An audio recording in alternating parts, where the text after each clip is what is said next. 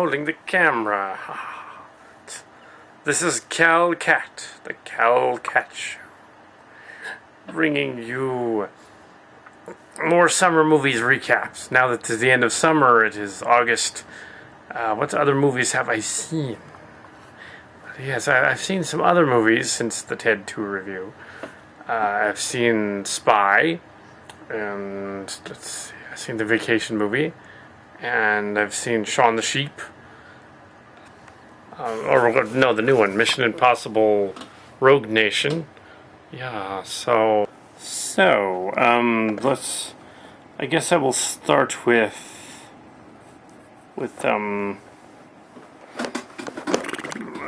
let's go back and start with Spy. Spy was a Jen McCarthy movie in which she plays a spy. It's basically Austin Powers with a girl. Remember those Austin Powers movies from the 90s, in which another Saturday Night Live character called Mike Myers played James Bond. Basically, he played James Bond.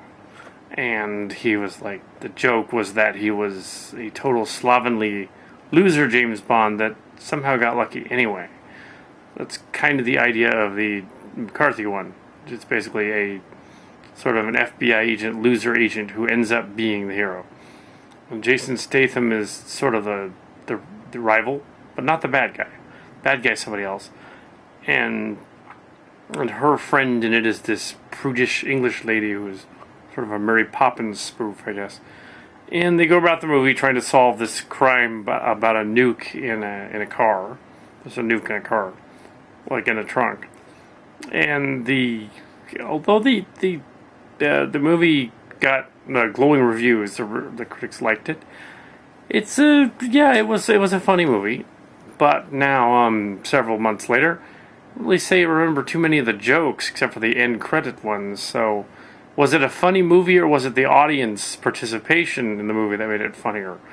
Probably the audience. So it had its moments. The juxtaposition being that she's kind of overweight, so the jokes were like her playing stereotypes of an overweight lady, like she was a cat lady and a vixeness lady and other things. It's like, okay, yeah, we've seen that before, but at least they didn't put a fat suit on this person, a skinny person. They got an actual overweight lady to play this character. She's going to be the sort of the Bill Murray character in the female Ghostbusters, which isn't a good idea, but they're going to do it anyway.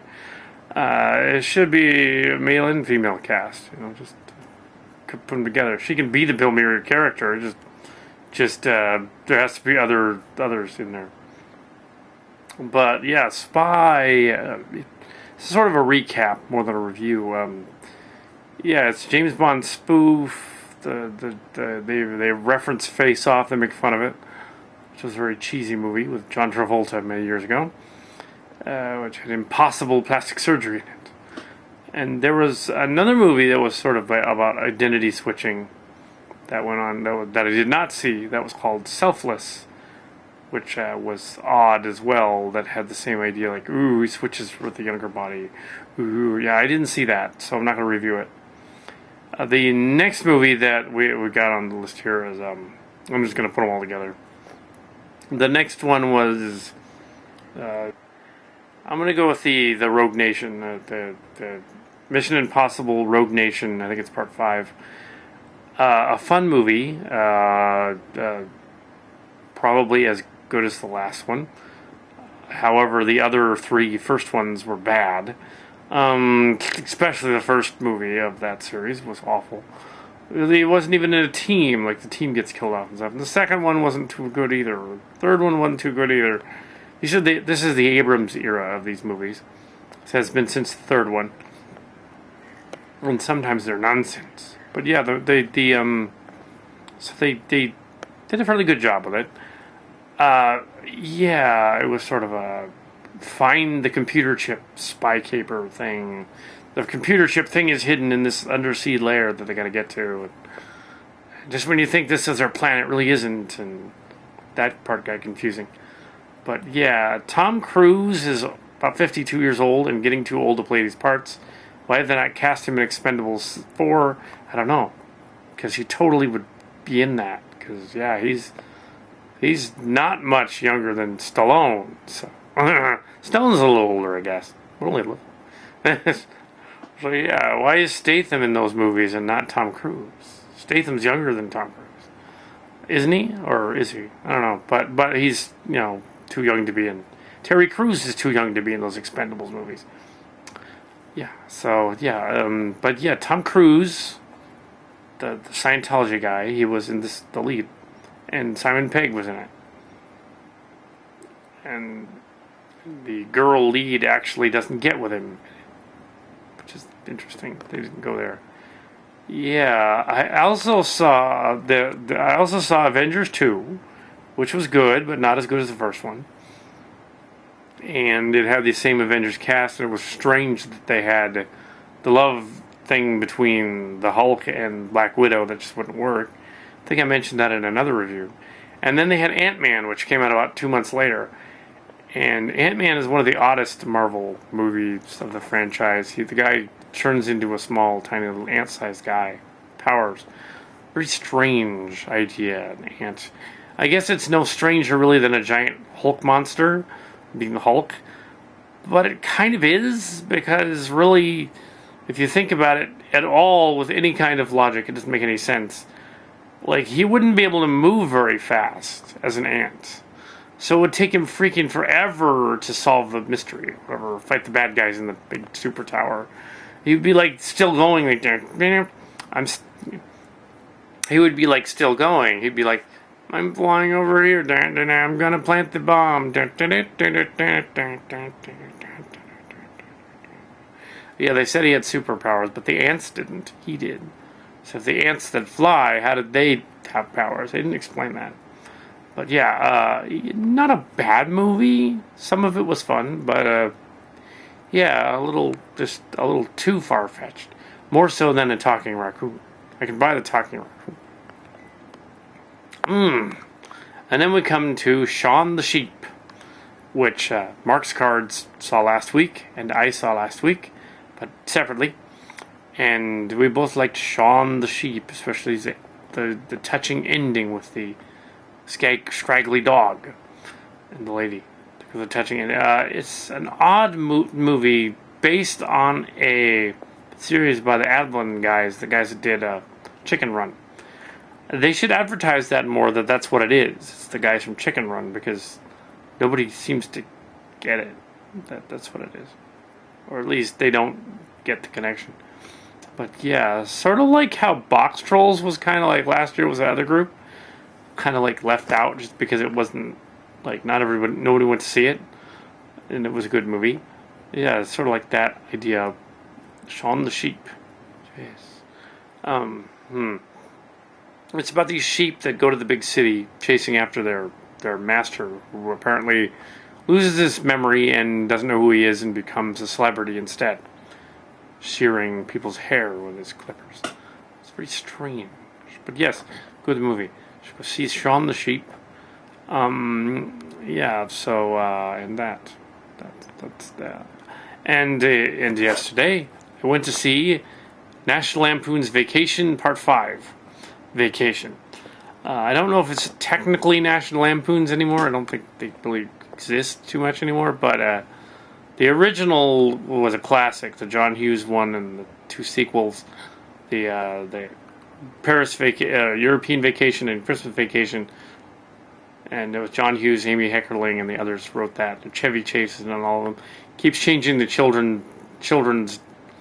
Each time they had a new movie, everybody was way too old, so they kept having to recast everybody.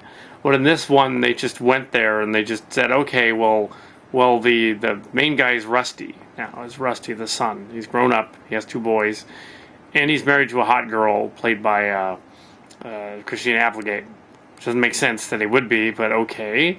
So the juxtaposition thing works there. The older boy is a pussy. He's a wuss. And the younger boy is, like, ragging on him. And they go on the same kind of cross-country trip. It wasn't a great movie, but the critics are, I think, unfairly panning it. Because it's supposed to be a National Lampoon type of thing. It's not supposed to be irreverent humor. It's supposed to be irreverent and weird and juxtaposition-y, and like the vacation itself is bad, and that's the joke. So I think on that perspective, it actually kind of works as a rental type of thing. Maybe it was the audience as well. The audience enjoyed it. The four corners scene is funny. They get to the four corners of the states and they have sex, and there's like a line of people. That's funny. But there were some other gags in there. Of course, some of them were in the trailer. So a lot of the jokes are in the trailer and the Red Band trailer. The toxic waste scene saw it coming from a mile away. Yeah, literally, you could smell it. But the other stuff was like, yeah, and then the other cameos were funny too. That Audrey's married to this Texas guy. That anyway, so let's restructure that. Okay, the cowboy guy. There's a cowboy guy married to Audrey, the daughter, and he's kind of misogynistic and stuff, which makes him a little bit. His character has a fake Texas accent. It's one of the Helmsworth boys, and he's got a fake Texas accent, which is a little like Clint Cowpokes, but he's not really. Yeah. So, anyway, so the story goes on from there. There's a vacation, and Chevy Chase and D'Angelo have a cameo at the end, and the car has a cameo at the end. The vacationer car, yeah, it's funny that John Hughes actually did the originals, and he was a big '80s director. Did all the Home Alone movies too, at least the first two, where he died. But yeah, he did Baby's Day Out as well. You could tell, like, when John Hughes did a bunch of movies, that you could tell what level, what period his actual like children or grandchildren were when he did them, because like oh, he did all these like young teen comedies, Vacation and stuff, and then Breakfast Club and all that, and then oh look, he had more kids, yeah, Home Alone, and then he had a Baby's Day Out. It's just the evolution of his character as he went on. It's like it's like, no, we don't want a comedy with a baby that gets out and does stuff that's dumb. But, yeah. So, yeah, it wasn't bad. It wasn't as bad as critics say. Worth a rental. Vacation, the remake. Even to the point that the lead character, and I've forgotten his name, comes out and he goes into the camera. Literally, he looks into the camera and he says, "This isn't the original Vacation that I went on 30 years ago. This is sort of a remake. We're going to do it over like a reunion." He literally said that into the camera. Like, I'm talking into the camera. I'm going to go on a remake of a movie that I was in, allegedly. But I wasn't. Because if they really wanted to get the original Rusty, they would have cast the original Rusty. And that's the guy from The Breakfast Club, Anthony Michael Hall. They could have. He's available. That would have been really interesting, but they didn't go there. They got the other guy. He would have been all for it, I think. He would have done it. That would have been funny.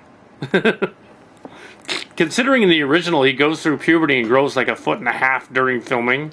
It's like randomly he like shrinks and gets taller. Like literally, like Clearly the concept of Wally World is supposed to be Canadian. Many of the cast of the original Not Ready for Primetime Players were actually Canadian. You can tell in like Meatballs, which was clearly based on a Canadian summer camp and sort of like event camp thing, and like and in the some elements of the Paris one were based on that. John Hughes is probably Canadian. A lot of them were as well. The Vacation was probably originally like rewritten to be, you know, in the U.S., but originally it was probably Canada. So they did a lot of stuff. What's ironic is now they film a lot of movies in Canada and then claim it's the U.S. Especially a lot of the Eisenberg movies. But yeah, so they should do a reverse and do like a Canadian Vacation. But yeah, a lot of those guys were John Hughes and Chevy Chase. William Shatner's from Canada. Yeah. He's not from the U.S. We can't run for president. Neither can Ted Cruz, technically. Ted Cruz is actually from Alberta. Alberta, Canada. Done a crime. Wait a minute. Done a crime. Why didn't they cast me in Ted 2? You know why they didn't cast me in Ted 2? It's because I read the script and it was a piece of shit. It's like, I didn't want my name on that. Oh, God. Done a crime. I was like, this is terrible. Can't do this. I mean, I have to do Priceline commercials. Those are bad too, but at least I'm joking about it. Oh. And I want to know how they can have like the 2015 Star Trek convention and say the all Voyager cast and was there and not include Jennifer Lean, who's on the show for 4 seasons. Completely not there. Why not? That's stupid. Where was she? She was one of the main cast. Where was she? Yeah. Where was Scarlett Palmer? I didn't see her up there. She was Naomi Wildman when she was a kid. Yeah. But I guess she wouldn't count because she was like a real guest star. So. Egypt was there. Wasn't she there? Anyway, so yeah, I didn't go to the convention, but I read about it. On Trek Movie and on Trek Core. Trek Movie is, though, slightly unreliable. They run bizarre and bogus stories about, like, fans submitting and stuff to Paramount, which they wouldn't be doing because they don't do that anymore. Yeah. Try, I know. So, yeah, movie recap. I'm trying to think of other movies I've seen this. Yeah, the movie recap thing is going to be a little slim pickings because there weren't a whole lot that was, you know... Didn't see a whole lot of movies this year. I didn't see a whole lot of movies.